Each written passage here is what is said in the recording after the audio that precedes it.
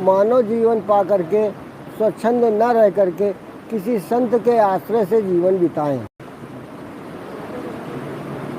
संत हमारे जीवन में कल्याण के लिए आते हैं। कुछ संत ऐसे होते हैं जो अवतार लेकर के, उन्हें अवतारी ही कहा जाता है, जो अवतार लेके जन कल्याण के लिए ही आते हैं।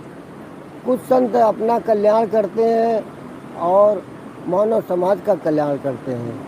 मानव जीवन मात्र परमात्मा की प्राप्ति के लिए मिला हुआ है।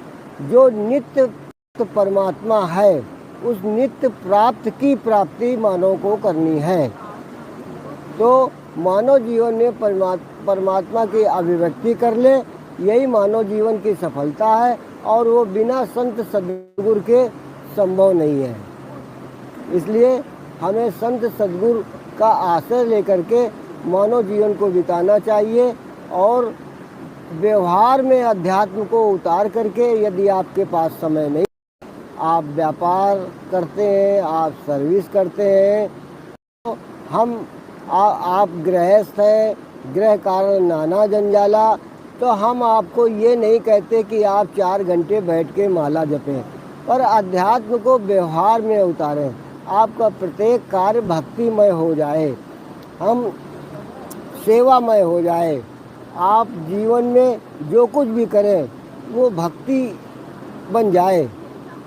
कहते हैं नहीं है, आपका जीवन ऐसा हो जाए, कहते हैं चलो फिरो सोई परिक्रमा, और खाओ पियो सोई पूजा, और सो जाऊं तो लगी समाधि, भाव न राखो दूजा।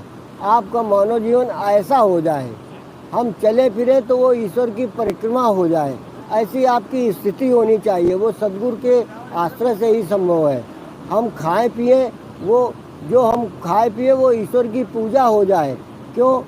ईश्वर तो भीतर बैठा हुआ है, उसी को खिला रहे हैं, ऐसा भाव हो तो वो आपकी पूजा हो जाए। और हम अगर सो गए तो आपकी समाधि लग जाए, ऐसी आपकी स्थिति हो, और कोई भाव न रहे, आपका परमात्मा के अभिव्यक्ति का ही भाव रहे।